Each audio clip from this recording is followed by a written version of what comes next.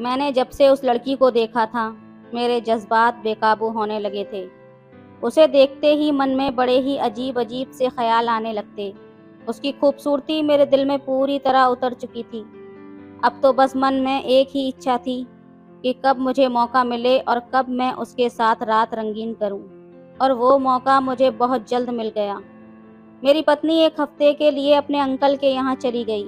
बस फिर क्या था, मैंने टीना को बताया कि मेरी पत्नी अपने अंकल के घर गई हुई है। अब हम दोनों के पास बहुत अच्छा मौका है। ये सुनकर वो भी बहुत ज़्यादा खुश हो गई, क्योंकि वो भी मेरे साथ वक्त गुजारने के लिए बेतहाशा तड़प रही थी। बस फिर क्या था, उस रात हम दोनों ने मिलकर। मेरा नाम राजेश है और मेरी उम्र 30 साल है। मैं एक हॉस्पिटल में कंपाउंडर का काम करता हूँ और मैं शादीशुदा हूँ और मेरा एक बेटा और एक बेटी भी है। हमारे हॉस्पिटल में एक लड़की काम करने आई थी। वो बहुत ही ज़्यादा खूबसूरत थी। उसका नाम टीना था। उसकी उम्र यही कोई 18 साल थी।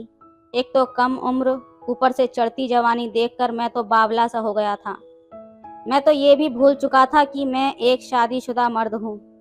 जब वो पहली बार हॉस्पिटल में आई तो हॉस्पिटल में काम करने वाले मेरे सारे दोस्त और नर्स उसको देखते ही रह गए थे। फिर जब टीना की प्यार भरी नज़र मुझ पर पड़ी तो तब से मानो मैं तो मछली की तरह तड़प उठा था। हमारे हॉस्पिटल के सारे मर्दों में मैं ही एक शादीशुदा था। ऐसे में टीना पर मेरा जादू चलना किसी चमत्कार से कम नहीं था। पर अब जब ये चमत्कार हो गया था, तब से मैं सभी को आहें भरते देखकर खुद पर कुछ ज़्यादा ही नाज कर बैठा था। मैंने तो सपने में भी नहीं सोचा था कि उस एक नज़र पर टीना मुझ पर फिदा हो जाएगी। पता नहीं उस हसीना को मुझ में ऐसा क्या नज़र आया था जो मुझे अपना दिल दे बैठी थी। लंच करते वक्त मैं आहें भरता हुआ सबसे कह रहा था, भाई लोग, अब ये बेचारा दिल ही तो है। अब ये किसी पर आ जाए तो इसमें उस मासूम हसीना का क्या कसूर। मेरे इस मजाक पर सभी खिलखिलाकर हंस पड़े। कैंटीन में घुसते वक्त जब मैंने अपने साथियों की बातें सुनी तो मैं मन ही मन इतरा उठा था और अपना लंच बॉक्स उठाकर दोबारा अपनी सीट पर आकर बैठ गया। अपने हॉस्पिटल के सारे आशिकों के जलते हुए दिलों से निकलती हुई आहें मेरे मन को ऐसा सुकून दे रही थीं कि मैं खुशी से चलते फिरते हुए कुछ खा ही नहीं पाया था। तब मैंने चपरासी से चाय मंगवाई और अपनी चाय पीकर फिर से अपने काम में जुट गया। वैसे तो इस वक्त मैं एक पेशेंट को जांच कर रहा था, पर मेरा ध्यान तो टीना के इर्द गिर्द ही घूम रहा था। उसकी खूबसूरती, उसका गोरा बदन, तीखे नैन नक्श, सुलझे हुए बाल और उस पर मदमस्त चाल। सच में टीना एक ऐसा कंप्लीट पैकेज थी जिसके लिए जितनी भी कीमत चुकाई जाए कम है। अब तो टीना के सामने मुझे अपनी पत्नी पूजा की शख्सियत बौनी सी लगने लगी थी। वैसे पूजा में एक पत्नी के सारे गुण थे और मैं उसे प्यार भी करता था, पर टीना से मिलने के बाद मुझे लगने लगा था कुछ तो ऐसा है टीना में जो मेरी पत्नी पूजा में नहीं है। शायद मुझे टीना से इश्क वाला लव हो गया था, जो शायद उस वक्त कुछ ज़्यादा ही हो गया था। जो मैं अपनी पत्नी पूजा से करता था उससे भी ज़्यादा, इसलिए तो टीना मेरे मन में बसती जा रही थी। इधर मेरा प्यार परवान चढ़ रहा था तो उधर टीना का जादू मेरे सर पर चढ़कर बोलने लगा था। एक महंगे होटल में डिनर और महंगे महंगे उपहार पाकर टीना मुझ पर फिदा हो गई थी। जब भी मैं उसकी बड़ी बड़ी झील सी आंखों में अपने प्रति प्यार उमड़ता हुआ देखता, तब तब मेरा दिल जोर जोर से धड़कने लगता था। अब तो सिर्फ इसी बात की इच्छा होती थी कि न जाने ऐसा वक्त कब आएगा जब टीना के प्यार भरी नज़रें मुझ पर पड़ेंगी और उस प्यार भरी बारिश में मेरा मन भीग जाएगा। बस इसी कल्पना की चाह में मैं फिर से जी उठा था। ऐसा लगता था मानो मैं उस मंजिल को पा गया हूँ जहाँ धरती और आसमान एक हो जाते हैं। पर पूजा मेरे अंदर आए इस बदलाव से कैसे अछूती रह पाती। अब उसकी सवालिया नज़रें मुझ पर उठने लगी थीं, पर मैं चुपचाप था क्योंकि मुझे एक सही मौके की तलाश थी। रात को सोते वक्त जब कभी पूजा मेरे नज़दीक आने की कोशिश करती, तब मैं जानबूझकर उसको अनदेखा कर देता। मैं तो मुंह फेर कर सो जाता था और वो आंसू बहाती रहती थी। मुझे उसका रोना अखरता था, पर मैं क्या करता। मैं तो अपने दिल के हाथों मजबूर था। बीतते समय के साथ साथ मेरी टीना को पाने की चाहत बढ़ने लगी थी, क्योंकि टीना की बड़ी बड़ी आंखों में मेरे प्रति प्यार का सागर तेजी से हिलोरे लेने लगा था। अब मुझे लगने लगा था कि शायद सही वक्त आ गया है, जब मुझे पूजा से तलाक लेकर टीना को अपना बना लेना चाहिए। तभी मेरी इस बोरिंग भरी जिंदगी में खुशियों के फूल खिल पाएंगे। अभी मैं सही मौके की तलाश में था कि अचानक मेरी किस्मत मुझ पर कुछ ज्यादा ही मेहरबान हो गई। पूजा के अंकल की अचानक बीमार होने की खबर आई। वो 1 हफ्ते के लिए अपने अंकल के यहाँ चली गई। मुझे तो मानो गड़ा हुआ चिराग मिल गया। पूजा मुझे बोली, सुनो जी, मैं गाँव जा रही हूँ। पूजा अपना सामान पैक करते हुए मुझसे फ़ोन पर कह रही थी। तो मैंने कहा, तुम जल्दी से निकलो, मेरी चिंता मत करो, वरना तुम्हारी शाम वाली बस छूट जाएगी। फिर उसने कहा कि मैं काकी को बोल दूंगी, वो सुबह शाम आपका मनपसंद का खाना बनाकर दे दिया करेंगी। पूजा तो अभी भी मेरे लिए परेशान थी। मैंने भी अपनी चालाकी दिखाते हुए कहा, पूजा, मैं तो चाह रहा था कि मैं दफ्तर से जल्दी निकलकर तुम्हें बस स्टैंड तक छोड़ दूं, पर क्या करूं, इतना ज़्यादा काम जो है। इतना कहकर पूजा ने फ़ोन रख दिया कि नहीं जी, आप अपना काम करो, मैं खुद चली जाऊंगी। पूजा का इस तरह अचानक चले जाना मुझे एक अनजानी सी खुशी दे गया था। मैं तो बावला सा हो गया और सोचता कि यहाँ हॉस्पिटल में ही टीना को सब कुछ बताकर अपने घर ले जाऊंगा। पर फिर कुछ सोचने के बाद मुझे यही लगा कि मैं अपने घर पहुंचकर फ्रेश होने के बाद ही टीना से मिलने जाऊंगा। बस फिर क्या था, मैं तुरंत घर पहुंचा और अच्छी तरह तैयार होकर टीना के पास पहुंच गया। दरवाजे की घंटी बजाने पर दरवाज़ा टीना ने नहीं बल्कि किसी मोटी सी औरत ने खोला था। उस औरत ने बेरुखी से देखा और बोली, मिस टीना ऊपर रहती हैं। फिर मैं ऊपर चला गया। जब मैं टीना के कमरे में पहुंचा तब मैंने देखा कि वो किसी गाने पर डांस कर रही थी। कमरे में चारों तरफ कपड़े बिखरे हुए थे और झूठे बर्तन यहाँ वहाँ लुढ़के पड़े थे। वो मुझे अचानक सामने देखकर हड़बड़ा गई थी। जल्दी से यहाँ वहाँ पड़ा हुआ सामान समेटने लगी। फिर उसने सामने पड़ी हुई कुर्सी पर धूल साफ की और मुझे बैठने का इशारा किया। फिर वो मेरे लिए पानी लेने के लिए चली गई। टीना के जाने के बाद जब मैंने कमरे के चारों तरफ नजर घुमाई तो इर्द गिर्द जमी मोटी सी परत धूल को पाया। इतना गंदा कमरा देखकर मेरा तो जी मिचलाने लगा था। अब धीरे धीरे मुझे अपनी पूजा की कदर समझ आने लगी थी। वो तो सारा घर शीशे की तरह चमकाकर रखती थी, तब भी मैं उसे टोकता ही रहता हूँ।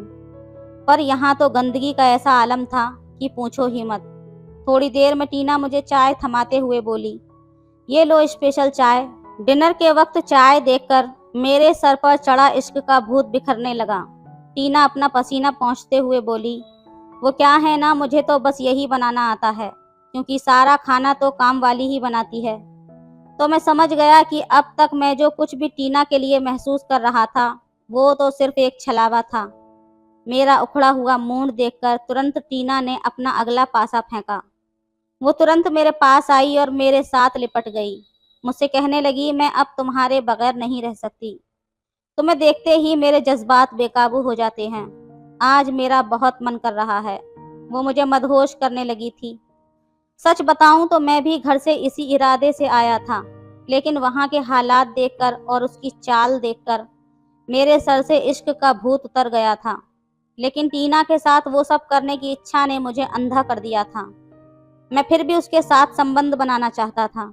उसके बाद तो आप समझ ही सकते हैं।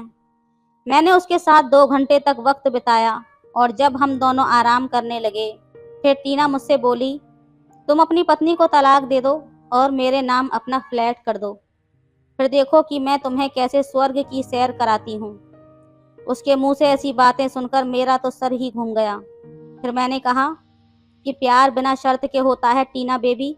मैं उस समय सिर्फ इतना ही कह पाया था। टीना ने हंसते हुए बोला कि आजकल कुछ भी मुफ्त में नहीं मिलता मिस्टर। हर चीज़ की कीमत होती है और हर किसी को कीमत चुकानी पड़ती है। टीना के प्यार का ये घिनौना रूप देखकर मैं तो टूट सा गया था और उसे धक्का देकर बाहर आ गया। टीना मुझे और कुछ कह पाती तब तक मैं अपनी कार में बैठ चुका था और मेरे इश्क वाले लव का भूत उतर चुका था। मैं जल्दी से अपने घर की ओर चल पड़ा। उस दिन मैंने सबक सीख लिया था कि आपकी भोली भाली पत्नी से ज़्यादा प्यार आपको दुनिया में कोई पराई औरत नहीं कर सकती, और वैसे सुख आपको कोई भी नहीं दे सकती जो आपकी धर्म पत्नी दे सकती है। फिर अगले दिन मैं अपने हॉस्पिटल गया और हेड डॉक्टर से कहा, सर मेरा ट्रांसफ़र गांव में करवा दीजिए, आपकी बहुत ही मेहरबानी होगी। मैं सर का हर काम बहुत अच्छे से करता था। तो उन्होंने कहा, वहाँ गांव में ट्रांसफ़र करवा कर क्या करोगे? अगर बोलो तो मैं दिल्ली या मुंबई में करवा देता हूँ। तभी मैंने अपने सर से ज़रा सी बात ऐसी कही, सर मेरी पत्नी गांव में गई हुई है, उसके अंकल की तबीयत बिगड़ी हुई है और सर मेरा मन बिल्कुल भी यहाँ नहीं लग रहा उसके बिना। फौरन ही सर ने मेरे जज्बात को समझ लिया और मेरा ट्रांसफ़र गांव में करवा दिया। मैं भी अब टीना के चंगुल से दूर जाना चाहता था, क्योंकि वो प्यार नहीं सिर्फ अपना काम निकलवाना चाहती थी। अगले दिन मैं गांव आ गया और अपना नंबर बदल लिया और फिर अपनी पत्नी के पास आ गया। वो देखते ही मुझसे लिपटकर रोने लगी। मैंने उसे समझाया कि मैं आ गया हूँ ना, सब ठीक हो जाएगा। पूजा अब चुप भी हो जाओ। अब फिर दोस्तों रात हुई तो अपने बेटे और बेटी को सुला दिया। फिर मैं अपनी पत्नी से अपने रूठेपन के लिए माफ़ी मांगने लगा। तो उसने बोला, आप अपने ऑफिस की वजह से परेशान थे, इसलिए आपने मुझ पर ध्यान नहीं दिया, इसमें आपकी कोई गलती नहीं है। फिर मुझे बहुत बड़ा धक्का लगा ये सुनकर कि मेरी पत्नी कितना प्यार करती है मुझसे और मैं इसको ही धोखा देने वाला था। खैर दोस्तों, मैं अपनी पत्नी से ये वादा किया कि अब से चाहे कुछ भी हो जाए, मैं उसे अकेला नहीं छोड़ूंगा। उसके बाद मैंने प्यार से अपनी पत्नी को गले लगा लिया। सच कहूँ तो मुझे अपनी पत्नी की बाहों में आज बहुत सुकून मिल रहा था। मैं उस चालाक लोमड़ी के चक्कर में अपनी वफादार पत्नी को खोने वाला था। ये सोच सोच कर तो मेरा दिमाग खराब होने लगा था। दोस्तों, जो प्यार हमारी अपनी पत्नी हमें दे सकती है, वो बाहर की कोई लड़की नहीं दे सकती। वो तो बस हमारे पैसों पर ही नज़र रखेगी। इसलिए अपने जीवन साथी के साथ हमेशा वफादार रहें। तो दोस्तों, ये थी आज की कहानी। आपकी क्या राय है इस कहानी पर, हमें कमेंट में ज़रूर बताएं। वीडियो अच्छी लगे तो लाइक करें, शेयर करें, सब्सक्राइब करें। धन्यवाद मैं 18 साल की थी, लेकिन मुझे बड़ी उम्र के मर्द बहुत ज़्यादा पसंद थे। शादी हुई तो पति के बजाय ससुर पर आशिक हो गई। ससुर की खिदमत करने के बहाने उनको बार बार हाथ लगाती। मेरे ससुर काफ़ी रोमांटिक किस्म के इंसान थे। मैं उनके साथ वक्त गुजारने के लिए मचलती रहती। एक रात मेरा शौहर घर से बाहर था, तो मैं ससुर के कमरे में रेड कलर की नाइटी पहनकर चली गई। उन्होंने कहा, बहू मेरे पैर दबा दो, लेकिन मैंने लाइट ऑफ कर दी और पाँव दबाने के बहाने ससुर के साथ शादी की रात में दुल्हन बनी बैठी थी। मेरा दिल अपने शौहर की रोमांटिक बातें सुनने के लिए बड़ा बेताब था, जैसा कि हर लड़की का होता है।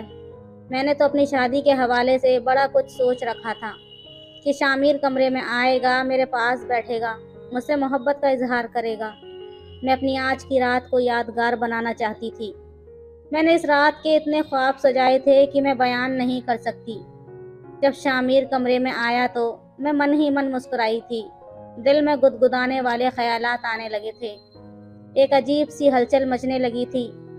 शामिर मेरे पास आकर बैठ गया, एक नज़र मुझ पर डाली। मेरे चेहरे की मुस्कुराहट तो जैसे गायब ही नहीं हो रही थी। कहने लगा, तौबा तौबा, कितना बड़ा जुल्म है लड़कियों पर। उसकी ये बात मेरे लिए कुछ गैर मुनासिब थी। मैंने उसकी तरफ देखा तो वो मेरी भारी भरकम उरूसी लिबास को देख रहा था। कहने लगा, सोनिया जाओ यार, कपड़े बदल कर आओ, मुझे तो तुम्हें देखकर कुछ हो रहा है। पता नहीं तुम लड़कियां इतना भारी लिबास पहनकर इतने घंटे स्टेज पर बैठकर अपने सब्र का इम्तिहान क्यों देती हो। ऊपर से ये इतनी भारी ज्वेलरी, तुम्हें देखकर मुझे न जाने कुछ हो रहा है। उसके चेहरे पर बेजारी थी। कहने लगा, सोनिया प्लीज़, पहले तुम ये सब उतारो और एक आम से लिबास में मेरे पास आकर बैठो। ये सुनकर तो मेरा दिल बुझ सा गया था। मैं 4 घंटे पार्लर में लगाकर सिर्फ इसलिए तो तैयार हुई थी कि वो मुझे देखे और अपने होश खो बैठे, मेरी रोमांटिक अंदाज में तारीफ करे, मोहब्बत के जुमले बोल कर मुझे शराबोर करे। लेकिन उसकी बेजारी देखकर मैंने न जाने कैसे अपने आंसू जब्त किए थे। मैंने कहा, इतनी भी क्या जल्दी है शामिर, इस कमरे में एसी चल रहा है, मुझे तो गर्मी नहीं लग रही। मेरी बात सुनकर शामिर की आंखें हैरत से फैल गईं। कहने लगा, लेकिन मुझे तो उलझन हो रही है ना। सोनिया, जाओ शाबाश उतारो ये सब कुछ और एक सादा सा लिबास पहन कर आओ। मैंने तो न जाने क्या क्या सोच रखा था कि वो अपने हाथों से मेरी चूड़ियों को उतारेगा, मेरे माथे की बिंदिया को अपने प्यार भरी बातों के दौरान अपने हाथों से उतारे, मेरी तारीफ करते करते वो मेरे सारे जेवरात उतारे।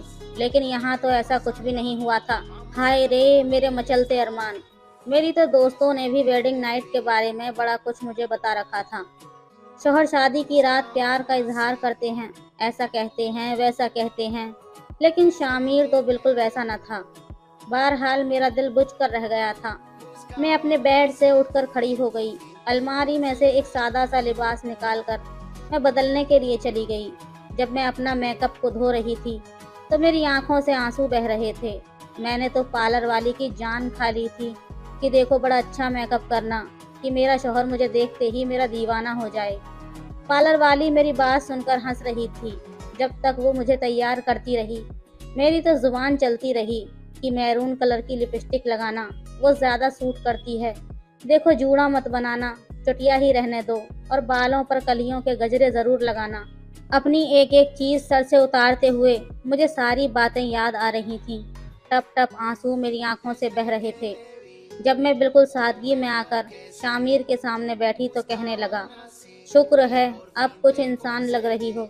उसकी बात पर तो मैं तब कर रह गई थी।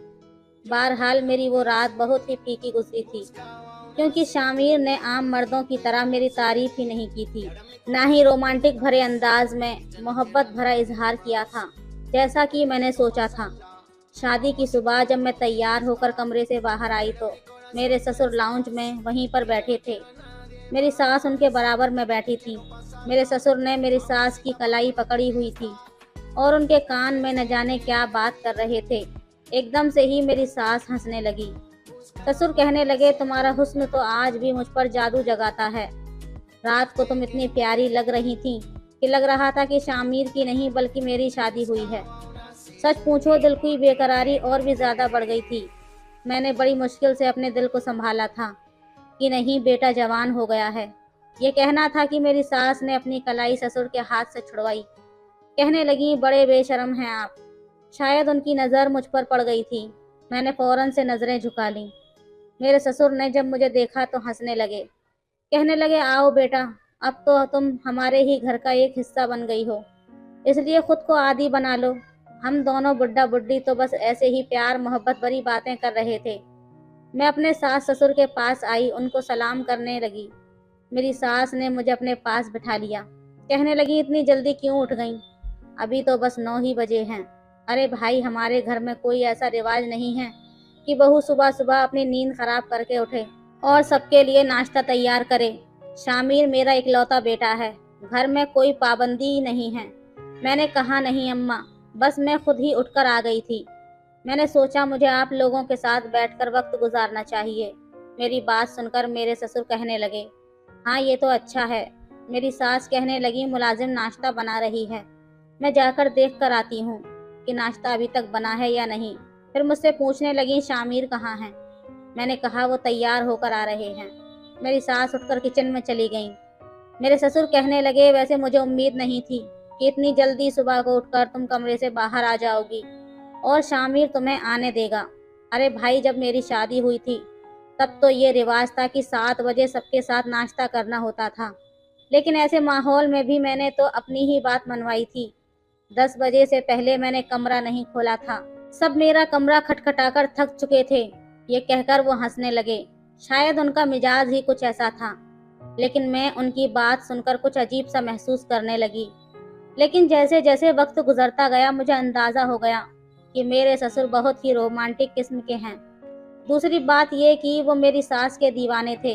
वो अभी भी मेरी सास से ऐसे ही मोहब्बत से बात करते थे जैसे नई नई शादी हुई है, लेकिन इसके बरक्स शामिर ऐसा नहीं था।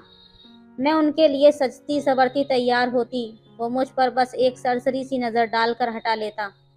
खुद ही ढीठ बनकर पूछती रहती कि शामिर, मैं आज कैसी लग रही हूँ? ये कलर मुझ पर कैसा लग रहा है? वो बस मुझ पर एक नज़र डालता और कहता, ठीक है, तुम्हें अच्छा लग रहा है तो अच्छा ही होगा। मैं ये समझ नहीं पाती थी कि आखिर वो ऐसा क्यों करता है। मैं उससे एक मोहब्बत वाला इजहार सुनना चाहती थी। मैं चाहती थी कि वो मेरा हाथ पकड़े, मुझे अपने करीब करने की कोशिश करे। मैं हिचकिचाऊं, पीछे हटूं, लेकिन वो ज़बरदस्ती मुझे अपने करीब करे, मेरे गले में बाहें डाले, मेरी तारीफ करे और मैं शर्माते हुए नखरे दिखाऊं।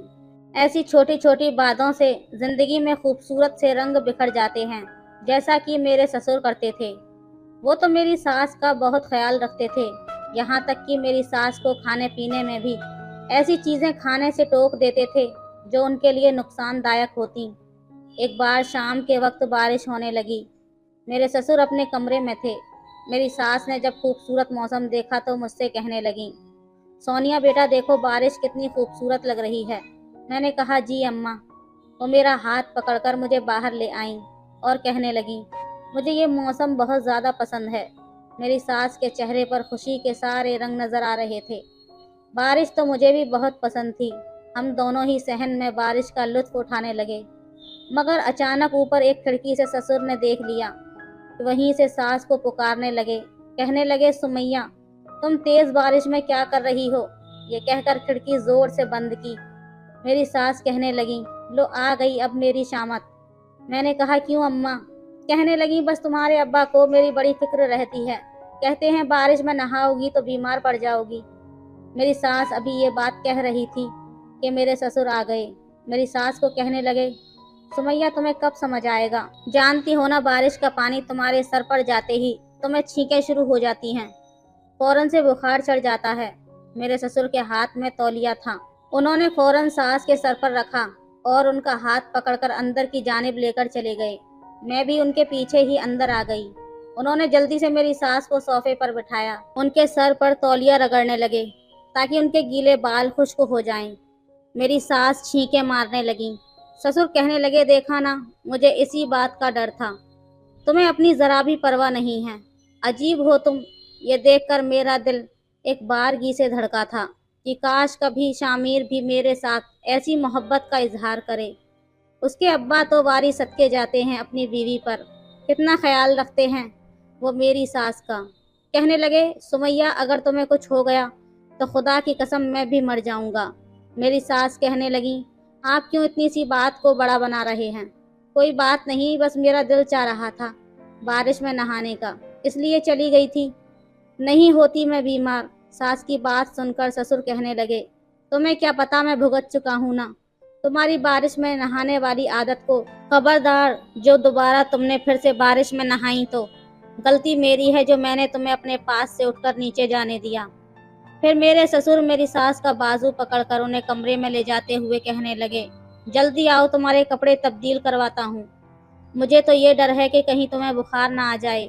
मैं तो अपने ससुर को देखकर हैरत में पड़ गई थी कि काश ऐसी मोहब्बत शामिर भी मेरे लिए दिखाता। शायद सास ससुर की मोहब्बत की वजह एज में डिफरेंस था। मेरी सास मेरे ससुर से 10 साल छोटी थी। थोड़ी देर बाद शामिर भी भीगता हुआ अंदर दाखिल हुआ। मुझे देखकर कहने लगा, बड़ा ज़बरदस्त मौसम हो रहा है। ऐसे मौसम में अगर पकौड़े और कबाब के साथ चाय मिल जाए तो मज़ा ही आ जाएगा। देखो मैं अभी फ्रेश होकर आ रहा हूँ, फटाफट से पकौड़े और चाय बना कर दो। ये कहकर फौरन से वो सीढ़ियाँ चढ़ के ऊपर चला गया। मेरा दिल टूट सा गया। सर्दी तो मुझे भी लग रही थी, पानी से तो मैं भी भीगी हुई थी, लेकिन उसे तो मेरी ज़रा भी परवाह नहीं थी। उसे बस ये था कि वो फटाफट से फ्रेश होकर आए तो मैं उसके लिए चाय और पकौड़े और बाकी चीज़ें टेबल पर सजा दूं। मगर उसे मेरी ज़रा भी परवाह नहीं थी। क्या बिगड़ जाता उसका कि मुझसे कह देता कि तुम भी भीगी हुई हो, आ जाओ, पहले कपड़े बदल लो। लेकिन नहीं, वो तो मुझसे लापरवाह था।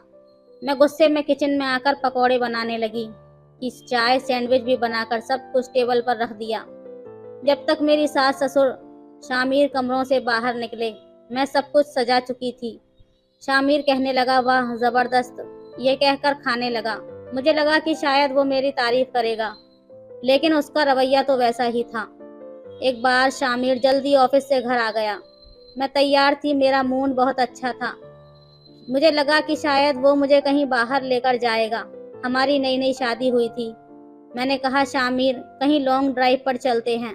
वो कहने लगा, नहीं यार, आज नहीं, आज मैं अपने दोस्तों के साथ कहीं जा रहा हूँ। ऐसा करो तुम अपनी सहेलियों को फ़ोन कर लो, उनके साथ कहीं चली जाओ। मैंने कहा नहीं, मुझे आपके साथ जाना है। वो कहने लगा देखो सोनिया, मैंने अपने दोस्तों से वादा किया था, नहीं गया तो वो बहुत ज़्यादा नाराज़ हो जाएंगे। तुम फिलहाल अपने दोस्तों के साथ चली जाओ, मैं तुम्हें 3-4 दिन के बाद ले जाऊंगा। मैंने कहा मुझे कहीं नहीं जाना।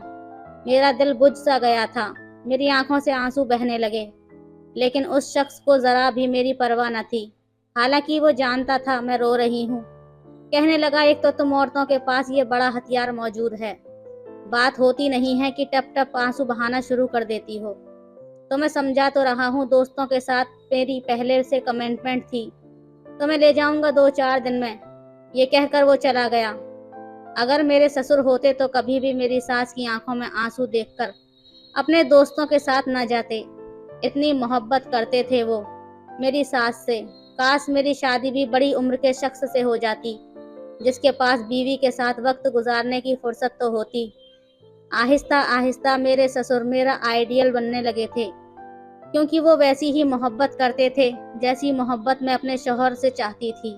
हालांकि कुछ दिन बाद शामिर मुझे बाहर ले गया था, लेकिन फिर भी अनरोमांटिक सा सफर था। गाड़ी चलाते हुए वो अपने दोस्तों की बातें कर रहा था, मुझे खाना खिलाया, वापसी पर अपनी यूनिवर्सिटी के किस्से सुनाता रहा या अपने ऑफिस के बारे में बातचीत करता रहा। एक बार भी उसने मेरी तरफ नहीं देखा, एक बार भी उसने मेरी तारीफ नहीं की, ये नहीं कहा कि तुम बहुत अच्छी लग रही हो। मैं अब बुझी बुझी सी रहने लगी थी। मेरे ससुर का ये हाल था कि मेरा भी वो लिहाज नहीं करते थे, मेरे सामने ही मेरी सास के करीब होने लगते, पुराने दिनों की बातें दोहराने लगते जो शायद उनकी बहुत रोमांटिक गुजरी थी। कहने लगे तुम्हारा हुस्न तो कभी कम होने का नाम ही नहीं लेता सुमैया, जब तक तुम्हारा हुस्न जोबन पर रहेगा मेरी गुस्ताखियां तो यूं ही जारी रहेंगी, चाहे मैं दादा ही क्यों ना बन जाऊं। सास ससुर के अलावा घर में कोई न था, इसलिए मुझे उनके साथ बैठना उठना पड़ता था। और जैसी जैसी बातें मेरे ससुर मेरी सास से कहते थे, मेरे दिल में बेख्तियारियां बढ़ने लगती थीं। ऐसी ही बातें मेरे भी कान सुनना चाहते थे कि कोई मुझसे भी मोहब्बत का इजहार करता, ऐसा ही प्यार करता जैसा मेरा ससुर मेरी सास से करता है। मैंने सोचा कि शायद मैं शामिर से कतराना शुरू कर दूं, तो शायद उसे मेरी कदर हो जाएगी। मैं उसके पीछे पीछे रहती हूँ, इसलिए उसे मेरी कदर नहीं है। एक बार शामिर मुझसे कहने लगा, जाओ चलो जल्दी से तैयार होकर आ जाओ, मैं तुम्हें कहीं घुमा कर लाता हूँ, काफी दिनों से तुम कहीं पर नहीं गई हो। मैंने कहा नहीं, मैं ड्राइवर के साथ चली जाऊंगी, मुझे आपके साथ नहीं जाना। मुझे लगा शामिर पूछेगा क्यों नहीं जाना, वजह बताओ, तो मैं उसे नखरे दिखाऊंगी, उसे कहूंगी कि वो मेरे साथ इतनी बेमुरब्बत तरीके से रहता है, इसलिए मैं उससे नाराज हूँ। वो शायद मुझे मनाएगा, मगर उसने कहा चलो ठीक है, तुम खुद चली जाना। उसने तो बात ही खत्म कर दी। मैं बुझे हुए दिल के साथ कमरे से बाहर निकली थी। मेरी सास ससुर का कमरा खुला हुआ था। ससुर मेरी सास के बालों में कलियों के गजरे लगा रहे थे, कानों में सरगोशियां कर रहे थे, जिस पर मेरी सास मुस्कुरा रही थी। बार बार मेरे ससुर की छेड़छाड़ पर उनके हाथ पीछे कर रही थी। क्या आप कभी नहीं सुधरेंगे? अपनी उम्र देखें और अपने काम देखें। और वो उन्हें कहने लगे, दिल जवान होना चाहिए, उम्र का कुछ नहीं होता। एक बार मेरी सास मेरे ससुर से कहने लगी कि वो अपनी बहन से मिलने जाना चाहती हैं। 2 साल हो गए हैं, लेकिन वो इस बार भी उनके घर नहीं गईं। मगर ससुर कहने लगे कि तुम वहां चली गईं तो मेरा क्या होगा? मैं तो तुम्हारे बिना देवदास बन जाऊंगा। मैं तुम्हारी 2 घंटे की जुदाई बर्दाश्त नहीं कर सकता। ये सुनकर मेरे दिल में ख्वाहिश होती थी कि काश मेरी शादी किसी ऐसे ही शख्स से हो जाती जैसे कि मेरे ससुर हैं। मैं तो खुद को बड़ा खुशनसीब समझती। एक मेरा शौहर है, उसे मेरी कोई परवाह ही नहीं है। कहता है जाओ अपनी दोस्तों के साथ घूमा फिरा करो, अपनी लाइफ एंजॉय करो। खुद भी अपने दोस्तों के साथ रहना पसंद करता है। और एक मेरा ससुर है जिसे मेरी सास के बगैर 2 घंटे रहना पसंद नहीं है। मैं अपने ससुर से इस कदर मुतासिर हो चुकी थी कि अंदर ही अंदर कहीं मुझे ये ख्वाहिश होने लगी कि वो मेरी सास को छोड़कर मेरी तारीफ करें। जैसी मोहब्बत का इजहार मेरी सास से करते हैं, वैसे ही लफ्ज मेरे भी कान सुना करें। मैंने अपने ससुर के आगे पीछे फिरना शुरू कर दिया, उनका हर काम मैं करने लगी। हालांकि पहले ये सब काम मेरी सास करती थी। जैसे ही वो लाउंज में आकर बैठे, मैंने फटाफट से चाय बनाई और अपने ससुर के सामने रख दी। मुझे चाय के कप के साथ देखकर वो कुछ हैरान हुए। कहने लगे, सुमैया किधर है? मैंने कहा, अब अम्मा को छुट्टी भी दे दें। कब से वो आपकी खिदमत कर रही हैं, अब आप मुझे अपनी खिदमत का मौका दें। ये सुनकर वो मुस्कुराने लगे। कहने लगे, हाँ ये तो ठीक कह रही हो, लेकिन क्या है ना कि मुझे उसके हाथ की चाय की आदत पड़ गई है। मैंने कहा, मैं भी बहुत अच्छी चाय बनाती हूँ, आप पीकर तो देखें। उन्होंने चाय का एक घूंट लिया और कहने लगे, वाह, तुम्हारे हाथ में भी तुम्हारी सास जैसा जादू है। बहुत अच्छी चाय बनाई है तुमने। अगर ये चाय तुम्हारे सास के हाथों से बनी होती तो मैं उसके हाथों को जरूर चूम लेता। ये कहकर वो चाय का कप होठों पर लगाने लगे और मैं अपने हाथों को देखने लगी, जिन्हें आज तक मेरे शौहर ने पकड़कर अपने होठों पर नहीं लगाया था, कभी मेरी तारीफ भी नहीं की थी। मेरी सास जब कमरे से बाहर आई और ससुर को चाय पीते देखा तो कहने लगी, शुक्र है आज आपने अपनी बहू के हाथ की चाय पी ली, वरना मैं यही सोच रही थी कि बाहर जाऊंगी, आपको चाय बना कर दूंगी। उनके चेहरे से लग रहा था जैसे वो बहुत ज़्यादा थकी थकी सी हैं। ससुर कहने लगे, अब ये मत समझना कि तुम्हारी छुट्टी हो गई है, आज तो बहू बनाकर ले आई है। मैंने चाय पी ली, लेकिन कल से चाय तुम ही बनाकर दोगी। अरे जो मज़ा तुम्हारे हाथ में है वो किसी और के हाथ में कहाँ। अब जब भी मेरे ससुर घर आते मैं भागी दौड़ी उनके पास चली जाती, उनके हाथ से सामान पकड़ लेती, क्योंकि घर का राशन वही लेकर आते थे। मैं उनके हाथ से शॉपर पकड़ती, फटाफट शरबत का गिलास बनाकर उन्हें पेश कर देती। जब वो मेरे हाथ से गिलास लेकर पी लेते, लेकिन फौरन से सुमैया सुमैया कहने लगते। फौरन से मेरी सास को बुलाते कहते, तुमने क्या बच्ची के सर पर अभी से जिम्मेदारी डाल दी। अरे भाई, कितनी बार कहा है, जब मैं बाहर से आता हूँ तो सबसे पहले अपना चेहरा मुझे दिखाया करो। तुम हो के कमरे में बैठी रहती हो। मेरी सास को आजकल शाम होते ही हल्का हल्का बुखार हो जाता था, उम्र का तकाजा भी था। मैंने कहा, अब्बा आप क्यों अम्मा के पीछे पड़े रहते हैं, मैं हूं ना, आप अम्मा को आराम करने दें। वो कहने लगे, ठीक है करे आराम, वैसे भी ये करती क्या है, सारा घर तुमने संभाल लिया है, बस इसे मुझे ही तो संभालना होता है, उस पर भी इसके नखरे हैं। मेरी सास कहने लगी, आपको संभालना ही मेरे लिए बड़ा मुश्किल है। उस पर मेरे ससुर की शोखियां उरूज पर जाने लगती। वो ऐसे ऐसे जुमले कहने लगते कि मैं शर्म से पानी पानी हो जाती, लेकिन अंदर ही अंदर ये ख्वाहिश भी जागने लगती कि कोई मुझसे भी ऐसा ही इजहार करे, ऐसी मोहब्बत करे। मेरे अंदर के जज्बात अब मेरे काबू से बाहर होने लगे थे। मैं रात भर अपने ससुर की बातों को सोचती रहती और उनसे तस्कीन हासिल करने की कोशिश करती। यही सोचती कि मेरी सास कितनी खुशनसीब औरत है, लेकिन शायद मैं नहीं हूँ। मेरी जिंदगी तो रूखी फीकी ही गुजर रही थी, क्योंकि शामिर बहुत ही अलग किस्म का इंसान है। उसे बीवी बस कुछ घंटे के लिए ही अच्छी लगती है, फिर तो वो यूं होता है जैसे उसका और मेरा कोई ताल्लुक ही नहीं है। वो कहता है, तुम अपनी जिंदगी जियो, मुझे मेरी जिंदगी जीने दो। क्या ये होती है शादी? मैं तो उस दिन रोने ही लग गई थी। अपने कमरे में बैठी रो रही थी कि जब मुझे सिसकियों की आवाज सुनाई दी। मैं हैरान थी कि ये कौन है जो हिचकियों से रो रहा है। मैं कमरे से बाहर आई तो मेरी सास फोन पर किसी से बात करके सिसकियों से रो रही थी। कहने लगी, फरीदा मैं क्या करूं, मेरी आंखें तरस गई हैं तुम्हें देखने के लिए। मैं जानती हूँ कि कमाल भाई का फराज से झगड़ा है, इसलिए वो तुम्हें कभी भी मेरे घर नहीं आने देंगे। हालांकि फराज बहुत अच्छे हैं, उन्हें एतराज नहीं है कि मैं तुमसे मिलने के लिए आऊं, बस वो मेरे बगैर नहीं रह सकते। कहते हैं कि सुमैया मुझे कोई मसला नहीं है तुम्हारी बहन के घर जाने से, लेकिन तुम्हारा बहनोई मुझे बर्दाश्त नहीं करेगा और मैं तुम्हारे बगैर नहीं रह सकता। 4 घंटे के लिए जाओगी तो मैं यहाँ पर सूली पर लटक जाऊंगा। अब तुम बताओ मैं क्या करूं, मेरा दिल तड़प रहा है तुम्हारा चेहरा देखने को। जब से मुझे पता चला है कि तुम बीमार हो, तुम नहीं जानती मैं कितनी परेशान हूँ। तुम्हारे लिए वो अपनी बहन से बात कर करके फूट फूट कर रो रही थी। मुझे देखकर उन्होंने फोन से बात टाल कर फोन रख दिया। मैं उनके पास जाकर बैठ गई। मैंने कहा कि अब्बा कहाँ हैं? कहने लगी, अपने कमरे में होंगे। मैंने कहा, क्या बात है, आप रो क्यों रही हैं? वो कहने लगी, बेटा तुमसे क्या छुपाना, मेरी बहन बहुत बीमार है, मेरा दिल तड़प रहा है कि मैं उसे जाकर मिल लूं, लेकिन उसके मियाँ की तुम्हारे ससुर से किसी बात पर झगड़ा नाराजगी है, इसलिए उसका शौहर तुम्हारे ससुर को अपने घर में नहीं आने देगा। मुझसे मिलने पर तो ऐतराज नहीं होगा, लेकिन फराज को तुम जानती हो, उनका मिजाज कैसा है। मैं मुस्कुराने लगी। मैंने कहा, आप बहुत खुशनसीब हैं जो आपको अब्बा जैसे शौहर मिले हैं। वो कहने लगी, खुशनसीब हूँ मैं। ये कहते हुए उनकी आंखों से आंसू बहने लगे। वो कहने लगी, खुशनसीब तो तुम हो, मैं तो तुम्हें बड़ी रश्क भरी नज़रों से देखती हूँ। शुक्र है कि मेरा शामिर अपने अब्बा जैसा नहीं है।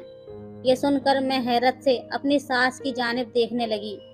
वो कहने लगी कि देखो ना, तुम कितनी आज़ादी से अपने मायके जाती हो, 2-2 दिन रहकर आती हो, अपनी बहनों से मिलकर आती हो, ड्राइविंग करके अपनी सहेलियों के साथ चली जाती हो, मार्केट जाती हो, तुम्हें आने जाने की आज़ादी है।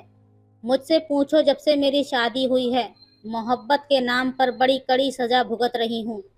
ठीक है, औरत मोहब्बत चाहती है, लेकिन मोहब्बत एक हद तक अच्छी लगती है। हद से ज़्यादा बढ़ जाए तो सांस लेना दूभर हो जाता है। तुम्हारे ससुर की मोहब्बत कुछ ऐसी ही है, दम घोंटने वाली, पाबंदियों से भरी हुई। उम्र के साथ साथ इंसान का मिजाज बदलने लगता है, औरत की शिद्दत में कमी आने लगती है, मर्द भी बदल जाते हैं, लेकिन तुम्हारे ससुर नहीं बदले।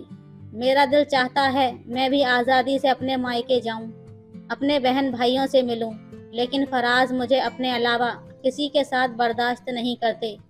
मुझे जहाँ जाना है मैं फराज के साथ ही जा सकती हूँ, उनके बगैर कहीं भी नहीं। ये कहकर वो फूट फूट कर रोने लगी। कहने लगी, तुम नहीं जानती मैंने ये जिंदगी किस अज़ियत से गुजारी है। ये मोहब्बत नहीं होती कि आप किसी को बांध कर रख लो। कहने लगी, मैं अपनी मर्जी से कुछ खा भी नहीं सकती। फराज कहते हैं तुम ये मत खाओ क्योंकि मुझे पसंद नहीं। अपनी मर्जी से बारिश में नहा भी नहीं सकती क्योंकि वो कहते हैं कि तुम बीमार हो जाओगी। अपनी मर्जी से कुछ भी नहीं कर सकती, अपनी मर्जी से मैं सांस भी नहीं ले सकती। क्या ये मोहब्बत होती है? शादीशुदा जिंदगी में अपने सास की बातें सुनकर हैरान थी। जिस जिंदगी की ख्वाहिश मैं कर रही थी वो तो बहुत अजियतनाक थी। शुक्र है कि शामिर ऐसा नहीं था। मुझे अब अपने शौहर की कदर हुई थी। वो कहता था कि हर इंसान को आज़ादी से जीने का हक है। ठीक है, हम मियाँ बीवी हैं, लेकिन इसका मतलब ये नहीं है कि हम एक दूसरे पर हर वक्त मुसल्लत रहें। शायद मैंने उसकी मोहब्बत को समझा ही नहीं था। उसकी मोहब्बत के छोटे छोटे जुमले मुझे कभी नजर ही नहीं आए थे। मैं तो शायद अपने ससुर की ऊपरी मोहब्बत सुनकर वैसी ही मोहब्बत चाहने लगी थी। लेकिन अब मैंने खुदा का शुक्र अदा किया कि मेरे खुदा ने मेरे साथ अच्छा मामला ही रखा है। वैसे आपको किस तरह की मोहब्बत पसंद है? अपनी राय ज़रूर दें। तो दोस्तों, ये थी आज की कहानी आपको कैसी लगी हमें कमेंट करके ज़रूर बताएं। वीडियो अच्छी लगे तो लाइक करें, शेयर करें, सब्सक्राइब करें। धन्यवाद। मैं सिर्फ 18 साल की थी जब मेरी शादी मेरे पति हिमेश के साथ हुई थी। हिमेश की शक्ल ज़्यादा अच्छी तो नहीं थी, लेकिन वो भी मेरी तरह जवान था। उसके घर में उसका एक बड़ा भाई और उसकी पत्नी रहते थे। उन लोगों की शादी को 5 साल हो गए थे और मेरा जेठ, जिसका नाम महेश था, वो मेरे पति से 5 साल बड़ा था। उसकी पत्नी बहुत ज़्यादा खूबसूरत थी, लेकिन मैं खूबसूरती में उससे भी आगे थी। मेरी सुहागरात थी तो मैं अपने कमरे में बैठी हुई थी जब मेरी जेठानी मेरे पास आई। मैंने अपनी जेठानी को नज़र भर के देखा। वो भी बहुत ज़्यादा खूबसूरत थी। उसने साड़ी को बहुत ही नीचे बांध रखा था और कमर मटका मटका कर चल रही थी। ऐसा लगता था कि जैसे उसको अपने ऊपर बहुत ज़्यादा गर्व है। और आकर मेरे पास बैठ गई। उसके हाथ में दूध का गिलास था। मुझे कहने लगी कि तुम दुनिया की सबसे ज़्यादा भाग्यशाली लड़की हो। मैंने कहा कि ऐसा क्यों? ऐसा भी क्या है? तो कहने लगी कि इस खानदान में मर्द अपनी औरतों से बहुत ज़्यादा प्यार करते हैं।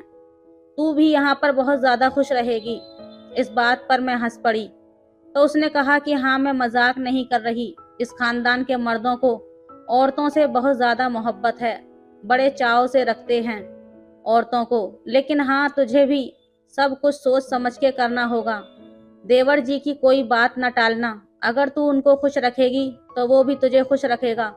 बस मैं तुझे ये बता रही हूँ कि देवर जी की दुखती रग वही है जो हर मर्द की होती है, और वही है जो मेरे मर्द की भी है। मैंने कहा कि इसलिए तुम हमेशा इतनी तैयार होकर रहती हो तो कहने लगी, और क्या, अगर औरत तैयार होना छोड़ दे तो उसके मर्द को एक पल नहीं लगता दूसरी औरत के पीछे जाने के लिए। मैंने तुझे कहा ना, इन मर्दों को बांध के रखना बहुत जरूरी है। और बांध के रखने के लिए औरत के पास होता ही क्या है सिवाय उसकी खूबसूरती और सुंदरता के। बस तू मेरी ये बात अपने पल्लू से बांध लेना। मैंने सोचा कि पहली रात ही तुझे ये बात बता दूं, क्योंकि आज से ही ये सब कुछ शुरू होने वाला है। आज अगर तू जीत गई तो हमेशा जीत तेरी ही होगी, लेकिन ये बात भी सच है कि औरत की जीत मर्द के सामने हार जाने में होती है। इसलिए आज तुमने ऐसे हारना है कि तुम जीत जाओ। मेरी जेठानी से मुझे इस तरह की बातों की उम्मीद नहीं थी। वो तो बहुत खुलकर बातें कर रही थी, पर जो भी कह रही थी सही कह रही थी। जाहिर है उसका तजुर्बा मुझसे ज्यादा था। मेरी जेठानी को अभी तक कोई संतान नहीं हुई थी, इसलिए वो अपने पति के लिए ही तैयार होती और उसकी हर बात मानती थी। लेकिन मुझे बच्चे बहुत अच्छे लगते थे। मैं तो चाहती थी कि जल्दी जल्दी एक नन्ना मुन्ना सा बालक मेरी गोद में आ जाए, पर मैंने ये बात किसी को बताई नहीं थी। मेरी जेठानी ने मुझसे कहा कि ये ले दूध का गिलास, अपने मर्द को पिला देना, और हंसती हंसती वहां से चली गई। अभी तो वो बहुत हंस रही थी, पर मैं अभी ये भी सोच रही थी कि इसी औरत के साथ मुझे इस घर में रहना है और मिल बांट के सारे काम करने हैं। पर फिर सोचा कि सास से तो अच्छी ही है।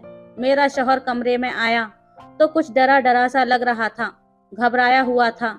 साफ पता चल रहा था कि इसको जिंदगी में किसी लड़की ने घास नहीं डाली होगी। इसकी कोई गर्लफ्रेंड नहीं थी, बस मैं ही थी। चलो ये भी अच्छी बात थी। हम लोग बहुत खुश थे। सुबह हुई तो मैं नहा धोकर बाहर आई। मेरी जेठानी ने कहा कि बहुत सुंदर लग रही हो, बिल्कुल किसी फूल की तरह खिल गई हो। आओ मैं तुम्हें इस घर की रसोई दिखा देती हूँ, आखिर तुम्हारा ज्यादातर समय यहीं गुजरने वाला है। वो हंसने लगी और मैं सोचने लगी कि ये औरत बड़ी चालाक है। जब मैं रसोई की तरफ जा रही थी, मेरे जेठ जी बाहर बैठे अखबार पढ़ रहे थे। ऐसा लगा कि अखबार की ओर से मुझे ही देख रहे हों, और एक ही पल में सर से लेकर पांव तक मुझे देखकर ये सोच रहे हैं कि मैं कैसी लग रही हूँ। शादी के कुछ दिन बाद तक तो दुल्हन खूबसूरत ही लगती है। नई नई साड़ियाँ पहनती है, सूट पहनती है, मांग में सिंदूर होता है, हाथों में चूड़ियाँ होती हैं, कंगन होते हैं। उसके बाद में उसका रूप का मोह होने लगता है। मुझे बार बार ऐसा लगता था कि जैसे मेरा जेठ मुझे ही देखता रहता है। हर वक्त उसकी नज़र मुझ पर होती थी। मेरी जेठानी ने कहा कि ये लो आटा और आटा गूंथ लो। मैं परात जमीन पर रखकर बैठ गई और आटा गूंदने लगी। अचानक मैंने देखा कि मेरा जेठ बिल्कुल मेरे सामने बैठा था और मुझे ऐसे देख रहा था जैसे टीवी पर कोई चैनल चल रहा हो जिस पर उसकी मन पसंदीदा फिल्म चल रही है। बस हाथ में पॉपकॉर्न पकड़ने की देरी थी। मैंने अपना पल्लू ठीक किया और ये सब मेरी जेठानी ने देखा तो उसने मुझे कहा कि तुम अंदर जाकर भाजी बना लो, मैं खुद ही आटे को गूंद लूंगी। वो जरा गुस्से से बोली थी। मैं उठकर किचन में चली गई। मैंने कहा कि ठीक है, और जैसे ही वो आटा गूंदने के लिए बैठी, उसका पति सामने से उठकर चला गया, जैसे कि उसकी मनपसंद का चैनल किसी ने बदल दिया हो। अगर मैंने ये सब कुछ नोट कर लिया तो फिर उसकी पत्नी ने भी किया होगा। यही वजह थी कि रात को उनके कमरे से लड़ाई झगड़े की आवाज आ रही थी। मैंने अपने पति से कहा कि ये लोग तो बहुत ज्यादा लड़ते झगड़ते हैं। उसने कहा कि हाँ, भाभी जरा तेज मिजाज की हैं, इसीलिए झगड़ा होता रहता है। भैया उसके साथ खुश नहीं हैं, लेकिन फिर भी निभा रहे हैं, क्योंकि भाभी के घर वाले बहुत अमीर हैं। उन्होंने हमारी बड़ी मदद की है। मेरी नौकरी भी उनकी वजह से ही लगी है। हमारे ऊपर बहुत ज्यादा कर्ज था, उन्होंने ही उतारा था। ये जो घर में तुम्हें सारी चीजें नजर आ रही हैं, ये भी उन्हीं की हैं। और मेरी नौकरी तो अभी लगी है। अभी तक मैं भाभी से पैसे लेता था, वो बहुत ख्याल रखती हैं। मैंने कहा, और आपके भाई, वो कैसे हैं? उसने कहा कि भैया अच्छे हैं, बस थोड़े से सुस्त हैं। वही बात है, जिसकी बीवी अमीर हो और उसके घर वाले मदद करते हों तो फिर आदमी सुस्त हो जाता है। बस घर में पड़े रहते हैं, कभी काम पर चले गए, कभी नहीं गए। लेकिन मेरा काम बहुत अच्छा चल रहा है। देख लेना, कुछ ही दिनों में मेरे पास बहुत सारे पैसे आ जाएंगे। तुम बताओ कि तुम्हें क्या चाहिए। मैंने कहा कि घर तो आपका अच्छा है, मुझे गाड़ी चाहिए। उसने कहा कि गाड़ी तो बहुत महंगी होगी और फिर उसका खर्चा भी होगा। मैंने कहा कि मुझे तो गाड़ी ही चाहिए।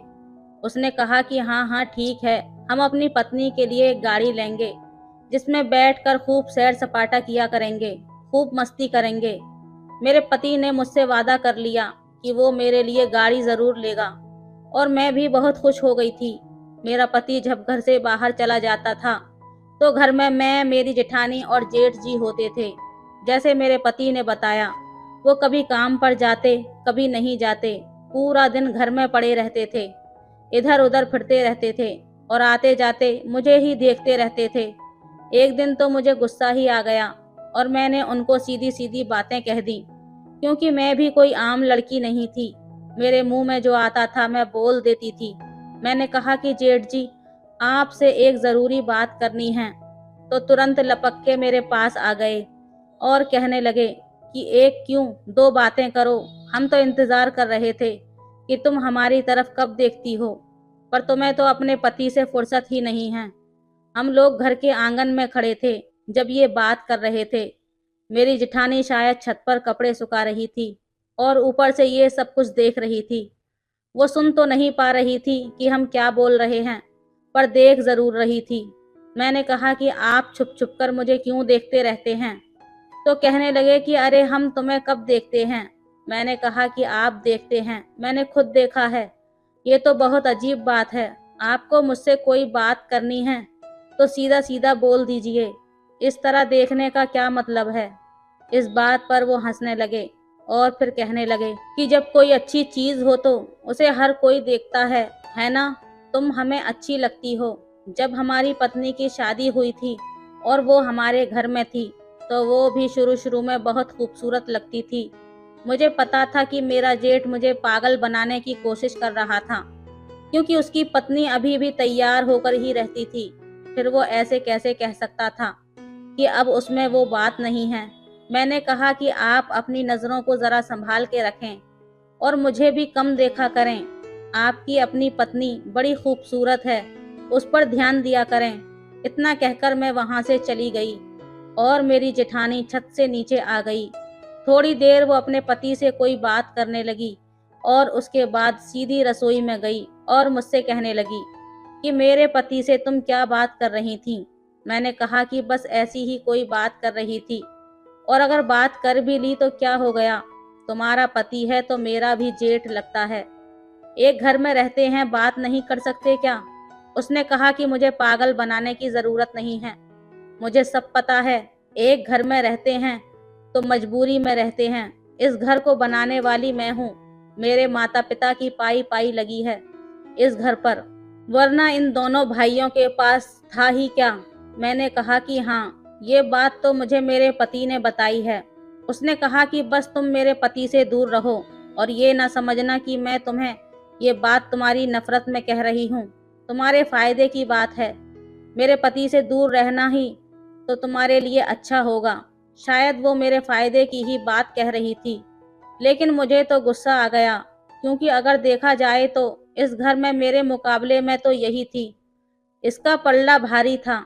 ये घर इसके माँ बाप ने बनाया था और ये बड़ी भी थी, तो मुझे इसका हुक्म मानना पड़ता था। ये मुझ पर बार बार हुक्म भी चलाती थी। आसान काम खुद कर लेती थी और मुश्किल काम मेरे लिए छोड़ देती थी। मुझे नहीं लगता था कि मेरा इसके साथ इस घर में गुजारा होने वाला था। मैंने सोच लिया था कि या तो ये इस घर से जाएगी या फिर मैं अपने पति को लेकर अलग हो जाऊंगी। लेकिन मेरा पति कहता था कि साथ रहने में ही फायदा है, अलग हो जाएंगे तो बहुत मुश्किल हो जाएगी। उसके दिमाग में ये बात पता नहीं किसने डाली थी, पर मुझे कुछ न कुछ तो करना ही था, क्योंकि इस तरह से तो नहीं होने वाला था। जब मेरा पति काम पर चला जाता तो घर में मेरा जेठ ही होता था। एक दिन मेरी जेठानी मुझसे कहने लगी कि मैं अपने घर जा रही हूँ, तुम भी मेरे साथ चलो। मैंने कहा मैं क्यों आपके साथ चलूँ, आपके घर वालों से मेरा क्या रिश्ता है, मुझे नहीं जाना। वैसे भी जब से शादी हुई है मैं तैयार हो होकर थक गई हूँ। आज मैं आराम से नहाऊंगी और बिना मेकअप के अपने घर में आराम करूंगी। मुझे पता था कि मेरी जेठानी मुझे अपने मायके लेकर क्यों जाना चाहती थी, क्योंकि घर में उसका पति और मैं अकेले होते हैं। जब मैंने उसके साथ जाने से मना कर दिया, तो उसने जाकर अपने पति से कहा कि सुनो जी, तुम ही मेरे साथ चलो, घर में क्या करोगे? वो लोग तुम्हारे भी संबंधी हैं, कभी उनसे भी व्यवहार रख लिया करो, कभी मिल लिया करो। उसने कहा कि मेरा कहीं जाने का दिल नहीं कर रहा, आज मेरी छुट्टी है। उसने कहा कि वो छुट्टी तो उन लोगों की होती है जो काम धंधे पर जाते हैं, आपकी तो रोज़ ही छुट्टी होती है। उसने कहा कि हाँ, बस रोज़ छुट्टी होती है ना मेरी, तो मुझे आराम करने दे। तू मेरे आराम से क्यों जलती है? जा अपने माँ बाप के घर जा। मैं बड़ी हैरान होती थी कि ये लोग तो ऐसे लड़ते हैं जैसे एक दूसरे के दुश्मन हैं, लेकिन दुनिया वालों के सामने ऐसे बने हुए थे कि जैसे एक दूसरे के बिना रह नहीं पाते। मेरी शादी पर एक दूसरे से ऐसे बातें कर रहे थे, ऐसा लग रहा था कि दुनिया की सारी मोहब्बत बस इन्हीं को है। और मैं भी बड़ी हैरान हुई थी। मैंने कहा था कि काश मेरा पति भी मुझसे ऐसे ही प्यार करे जैसे मेरा जेठ और मेरी जेठानी से करता है। लेकिन मेरे पति को काम से फुर्सत ही कहाँ थी। सुबह जाता था तो रात के अंधेरे में घर आता था। रात को कहता था कि मैं बहुत थक गया हूँ और सो जाता था। जब मैंने कहा कि अभी हमारी शादी हुई है तो मुझे हनीमून पर ले जाओ, तो उसने सीधा कह दिया कि हनीमून पर जाकर क्या करना है? मेरे पास इतने पैसे नहीं हैं, पैसे भी लगेंगे और फ़ायदा क्या है? मैंने कहा कि हनीमून पर लोग फ़ायदे के लिए नहीं जाते, हनीमून तो ज़रूरी होता है, और हमारे घर में कौन से सास ससुर हैं जो हमें रोकेंगे? हमें तो आज़ादी है, हम तो जा सकते हैं। सोचा तो यही था कि इस घर में मुझे किसी बात की परवाह नहीं होगी, क्योंकि ना मेरी सास है ना ससुर जी हैं। लेकिन मेरे पति और मेरी जेठानी ने ये कसर पूरी कर दी थी, क्योंकि मेरा पति मुझे कहीं लेकर नहीं जाता था। वो कहता था कि मेरे पास इतना वक्त ही नहीं है, और वक्त होता तो कहता कि मेरे पास पैसे नहीं हैं। इधर मेरी जेठानी भी मुझ पर हुक्म चलाती थी। मैं अपने पति की मोहब्बत के लिए तरस कर रह गई थी। कितनी अजीब बात थी, कोई दूर से देखे तो यही सोचे कि उनकी तो अभी शादी हुई है, इनको तो एक दूसरे से फुर्सत ही नहीं होगी। और यहाँ पर यह हालत थी कि मेरा पति इस मामले में लापरवाह था। मेरी माँ कहा करती थी कि मर्द दो तरह के होते हैं, एक वो मर्द जिनको अपनी पत्नी से फुर्सत नहीं मिलती और वो हमेशा अपने बारे में सोचते रहते हैं, उसके करीब आने के लिए मरते हैं, और एक ऐसे मर्द होते हैं जो सब कुछ बहुत नाप तोल के करते हैं, उनको अपने काम से ज़्यादा प्रेम होता है और वो काम करना चाहते हैं, पत्नी को भी रखते हैं लेकिन उसे अपने सर पर सवार नहीं करते। मुझे लगता था कि मेरा पति दूसरा वाला था, लेकिन ऐसा पति के साथ मेरी ज़िंदगी अच्छी कैसे गुजरती? मैं तो अभी जवान थी, मुझे तो मेरे पति का साथ चाहिए था। लेकिन उसने कहा कि ये वक्त हमारे लिए बहुत ज़रूरी है, अगर हमने अभी मेहनत नहीं की तो हम बाद में पछताएंगे। और पति का प्रेम ये नहीं होता कि वो बस अपनी पत्नी के पास बैठे उसे प्यार करता रहे। अच्छा पति वो है जो उसकी सारी ज़रूरतों का ख्याल करे, और उसके लिए पैसे की ज़रूरत है तो अभी पैसा कमाना ही ज़रूरी है। पर धीरे धीरे मेरे जज्बात बदलने लगे, और फिर मेरे पास एक ऑप्शन भी था कि मेरा जेठ ऐसा इंसान था कि अगर मैं उसे एक इशारा करती तो वो मेरे कदमों में बैठ जाता। कुछ दिन बाद फिर ऐसा ही हुआ कि मैं घर में अकेली थी और मेरा जेठ भी। उसने ही मुझे अपने कमरे में बुलाया और कहने लगा कि पानी पिला दो। मैं पानी का गिलास लेकर गई। जब मैंने गिलास उसे पकड़ाया तो उसने मेरी बाजू ही पकड़ ली। करना तो मुझे ये चाहिए था कि मैं उसके मुंह पर थप्पड़ दे मारती और कहती कि ये क्या हरकत है, तुमने मेरी बाजू क्यों पकड़ी है? लेकिन मैंने भी अपने आप को उसके हवाले कर दिया। शाम हुई तो मेरी जेठानी आई। वो कभी भी अपने मायके जाती तो रात को नहीं रुकती थी, इसलिए शाम में उसने आना ही था। कहने लगी कि पूरा दिन क्या करती रही हो तुम? मैंने कहा कि खाना बना दिया था और उसके बाद मैं सो गई थी। कहने लगी कि मेरा पति क्या कर रहा था? मैंने कहा कि मुझे नहीं पता, मैं तो अपने कमरे में आकर सो गई थी। वो मुझसे पूरी रिपोर्ट मांग रही थी। जाहिर है उसे भी अपने पति के बारे में पता था, लेकिन मैं मन ही मन हंस रही थी कि अब तुम रिपोर्ट मांगो या रिपोर्ट कार्ड, जो होना था वो हो गया है। ऐसा कोई दिन नहीं गुजरता था जब वो दोनों पति पत्नी आपस में झगड़ा नहीं करते थे। उनके झगड़े की वजह से हम लोग आधी आधी रात तक जागते रहते थे, क्योंकि इतने शोर में नींद नहीं आती थी। माना कि जिंदगी गुजारने के लिए पैसों की जरूरत होती है, लेकिन जब आप किसी जवान लड़की से शादी करो तो आपको ये पता होना चाहिए कि उसकी भी कोई जरूरत है, और फिर शादी करता ही क्यों है आदमी। मेरे पति को ये सब कुछ नहीं पता था। अब बहुत देर हो चुकी थी, क्योंकि मैंने इस रिश्ते का चोर दरवाजा तलाश कर लिया था और मैं वहां चली भी गई थी। एक दिन मेरे पति का मूड बहुत अच्छा था। कहने लगा कि मेरे पास एक बहुत बड़ा प्रोजेक्ट था और मेरा पहला प्रोजेक्ट वो खत्म हो गया है और अब मेरे पास वक्त ही वक्त है। अब मैं तुम्हें सारा टाइम दूंगा और हम दोनों अपनी जिंदगी को बहुत अच्छे तरीके से गुजारने की कोशिश करेंगे। वो बोल रहा था और मुझे उसकी आवाज ही नहीं आ रही थी। मैं तो जेठ जी के सपनों में खोई हुई थी। उसने कहा, क्या बात है, तुम मेरी बात ध्यान से नहीं सुन रही? तो मैंने कहा कि मैं बहुत थक गई हूँ, मुझे नींद आ रही है। उसने कहा, क्या यार, आज तुम सोने की बात करती हो, अब मुझे कोई काम नहीं है। मैंने कहा, हाँ, लेकिन मुझे बहुत नींद आ रही है। आपकी जेठानी को अपने पति से झगड़ा करने के अलावा और कोई काम नहीं है। सारे घर का काम मुझे करना पड़ता है। मेरे पति ने कहा, काम को क्यों याद कर रही हो, तुम तो जवान हो, मैं तुम्हारे लिए अच्छी सी चाय बनाकर लाता हूँ। थोड़ी देर आराम कर लो, तुम बिल्कुल फ्रेश हो जाओगी, फिर उसके बाद जो मैं कहूँ। वो बोल रहा था। मैंने कहा, नहीं, मुझे चाय नहीं पीनी, मुझे इतनी अच्छी नींद आ रही है, मेरी नींद उड़ जाएगी चाय पीने से, मुझे सोने दो। मैं तो अपने पति से बदतमीजी करने लगी और सो गई। उसको भी समझ आ गई थी कि शायद मैं नाराज हूँ, लेकिन ये नाराजगी नहीं थी। अब मुझे उसकी कोई जरूरत नहीं थी। एक दिन मैं सुबह उठी तो मेरा पति और मेरी जेठानी नाश्ते के टेबल पर बैठे नाश्ता कर रहे थे। मेरी जेठानी ने मेरे पति के लिए नाश्ता बनाया था। वो मुझे देखकर किचन में चली गई तो मेरे पति ने कहा, मेरे लिए नाश्ता बनाने का काम तुम्हारा है, भाभी जी का नहीं।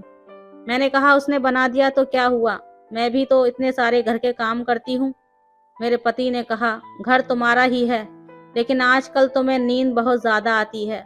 अब मेरा पति मेरे पीछे पीछे फिरता था, लेकिन अब मुझे उसकी कोई जरूरत नहीं थी और शायद उसे ये बात जल्दी समझ आ गई थी। एक रात मैं सो रही थी, जब मैंने करवट बदली तो मेरी आंख खुल गई और मैं ये देखकर हैरान रह गई कि मेरा पति मुझे देख रहा था। मैं तो डर ही गई थी। मैंने कहा कि आप क्या कर रहे हैं, मुझे इस तरह क्यों देख रहे हैं? कहने लगा कि कुछ नहीं, बस ये बताना चाहता था कि मैं जो इतने दिन से तुमसे दूर था, तुम्हारे लिए ही था, क्योंकि मुझे पता है कि पैसे के बिना जिंदगी नहीं गुजरती। मैंने कहा, ये तो ठीक ठाक बात है, चलो सो जाओ, कल बात करेंगे। मैं मुंह दूसरी तरफ करके सो गई और इस बात पर वो सोचने लगी कि ये मुझे इतना गौर से क्यों देख रहा था। कुछ दिन से मेरे पति को मुझ पर बहुत ज्यादा प्यार आ रहा था, मेरे पीछे पीछे फिर रहा था, लेकिन फिर मुझे पता था कि इसका यही काम है। इसको मेरे से ज्यादा, इस रिश्ते से ज्यादा पैसे कमाने की पड़ी है, तो बस फिर यहाँ ही लगा रहे। पर एक दिन मैं ये देखकर हैरान रह गई कि मेरा पति जब घर आया तो मेरी जेठानी उसके साथ थी। वो सुबह से घर पर नहीं थी। मुझे लगा कि अपने मायके होगी, लेकिन वापस उसके साथ आई तो मैंने कहा था, मेरे पति के साथ कहाँ गई थी? कहने लगी, मैं तो उसके साथ कहीं भी नहीं गई थी, मुझे वापस आना था और ये उधर से गुजर रहा था, तो मैंने कहा कि मुझे अपने साथ लेता जा। मैंने कहा, अच्छा। वो कहने लगी कि अगर मैं तुम्हारे पति के साथ आ गई तो तुम्हें ये बात बुरी लगी क्या? मैंने कहा, नहीं, ऐसी बात नहीं है, मैं तो यूं ही पूछा था। उसने कहा, हाँ, ऐसी बात को कभी दिल पर लेना भी नहीं, क्योंकि जब मेरी शादी हुई थी तो तुम्हारा पति सिर्फ 17 साल का था। मैंने उसके साथ बहुत समय गुजारा है, बहुत उसके कपड़े इस्त्री किए हैं, खाना बनाकर दिया है, उसे कॉलेज भेजा है। मेरे लिए वो मेरे छोटे भाई जैसा है, जैसे मेरा पति तुम्हारे बड़े भाई जैसा है। मेरी जेठानी ने ये बात क्या कही? मैं खड़े होकर पानी पी रही थी, पानी मेरे गले में ही फंसकर रह गया। उसने कहा, अरे क्या हो गया, ठीक तो हो तुम? मैंने कहा, कुछ नहीं। जब उसने कहा कि मेरा पति तुम्हारे बड़े भाई जैसा है तो इस बात पर मैं चौंक गई थी, क्योंकि उसके पति के साथ मेरे संबंध बहुत आगे निकल चुके थे। वो मुझे ऐसे देख रही थी कि जैसे उसके दिल में कोई बात है, पर वो मुझे पता था कि हम दोनों के बारे में उसे कभी पता नहीं चल सकता था। हम इस बारे में बहुत सतर्क रहते थे और उसके पीछे कोई भी सबूत नहीं छोड़ते थे। वैसे भी जो इंसान इस तरह का काम करता है, वो इस बारे में बहुत सोच समझ के ही सब कुछ करता है। मेरी जेठानी को शक तो हो सकता था, लेकिन उसे कोई सबूत नहीं मिल सकता था और मुझे नहीं लगता था कि उसे शक हुआ था। वैसे ही कह रही थी, एक रात मेरा पति घर नहीं आया। मैं ज़्यादा परेशान तो नहीं हुई, लेकिन ऐसा कभी नहीं हुआ था जो वो घर ना आया हो। और उसी रात मेरी जेठानी भी अपने मायके रुक गई थी। इस बात पर हम बहुत खुश हुए थे, क्योंकि आज हमें खुलकर मौका मिल गया था। मेरा जेठ कहने लगा कि वो कभी अपने मायके रात को नहीं रुकती, आज क्या हो गया। फिर थोड़ी देर बाद ही उसे उसकी पत्नी का फ़ोन आया। उसने कहा कि उसकी माँ की तबीयत बहुत ख़राब है, इसीलिए मैं रुक गई हूँ। तो इस बात पर वो हंसने लगा और कहने लगा कि आज तो मम्मी जी ने हमारी पार्टी करवा दी। हम दोनों बहुत खुश हो गए। ये दिन भी इसी तरह से गुजर गया। मेरी माँ ने मुझसे पूछा कि तू अपने पति के साथ खुश तो है? तो मैंने कहा कि हाँ माँ, मैं बहुत खुश हूँ, सब कुछ ठीक ठाक है। लेकिन मेरी माँ ने कहा कि कल वो तेरे पापा जी से मिले थे, तो पापा जी कह रहे थे कि वो बहुत परेशान लग रहे थे। मैंने सोचा कि तूने कहीं उनके साथ कोई झगड़ा तो नहीं किया। मैंने माँ को कहा, झगड़ा करने का वक्त कहाँ है आपके दामाद के पास, हर टाइम तो अपने काम में लगे रहते हैं। उसने कहा कि काम में लगा रहता है तो अच्छी बात है, तूने अपने जेठ को नहीं देखा, हर टाइम घर पर पड़ा रहता है, बीवी से झगड़ा करता रहता है। जब उन्होंने मेरे जेठ के बारे में इस तरह की बातें की तो मुझे गुस्सा आ गया। मैंने कहा कि अम्मा क्यों उसके पीछे पड़ी हो, छोड़ दो उसको। वो कहने लगी कि अपने पति की तो बुराइयां कर रही है और जेठ के खिलाफ कोई लफ्ज़ नहीं सुन पाती, कैसी हरकतें कर रही है।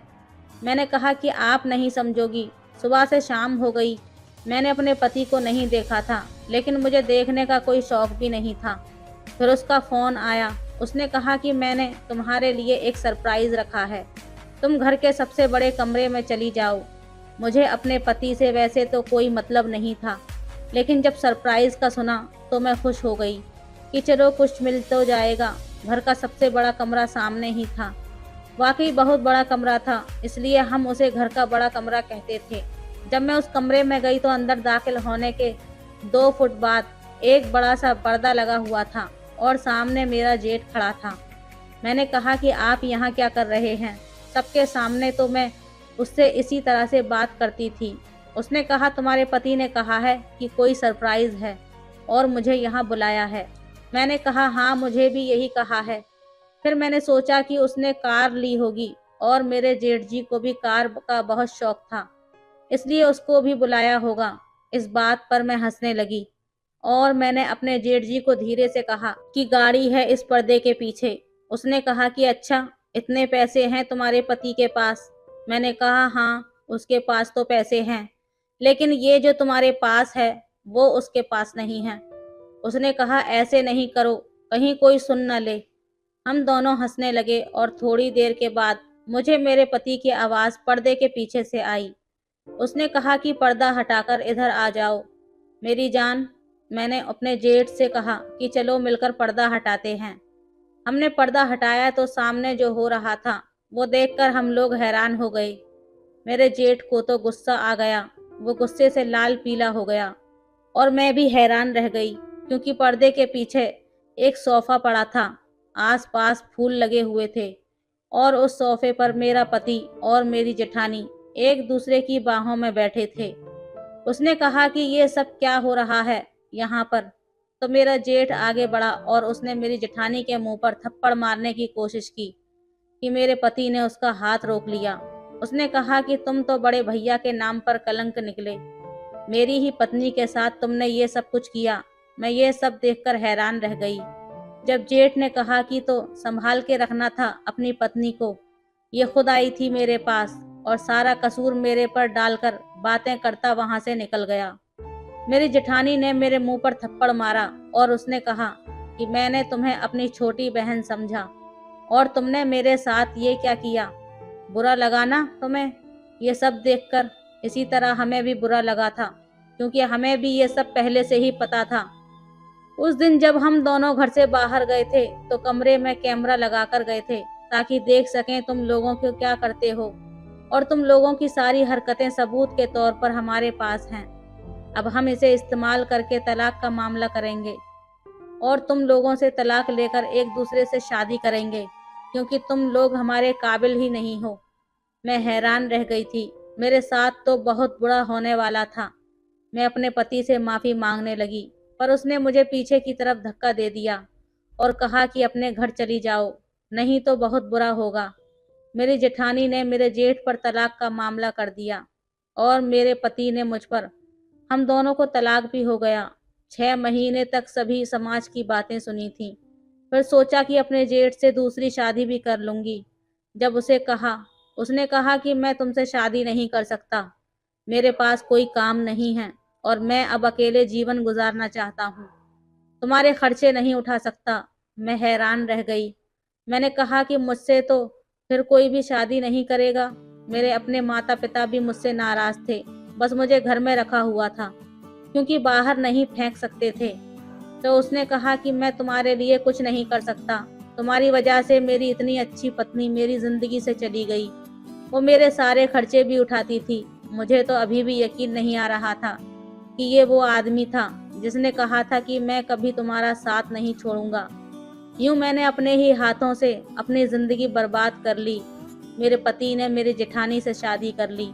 अब वो दोनों उस घर में रहते हैं और गाड़ियों में घूमते फिरते हैं। मेरा पति बहुत खुश है और सुना है कि उनके घर में अब संतान होने वाली है। मेरी जेठानी उससे उम्र में बड़ी है, लेकिन इतनी भी ज्यादा बड़ी नहीं है।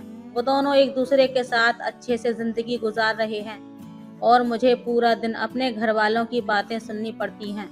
मेरे खानदान वाले भी अलग अलग बातें करते हैं। वो कहते हैं कि मैं बहुत बुरी लड़की हूँ क्योंकि मैंने अपने ही जेठ के साथ चक्कर चलाया। मेरे जेठ को कोई बुरा नहीं कहता क्योंकि समाज में गलती हमेशा औरत की ही होती है। अब आप लोग बताएं कि मैं क्या करूं। तो दोस्तों, ये थी आज की कहानी आपको कैसी लगी कमेंट करके ज़रूर बताएं। वीडियो अच्छी लगे तो लाइक करें, शेयर करें, सब्सक्राइब करें। धन्यवाद।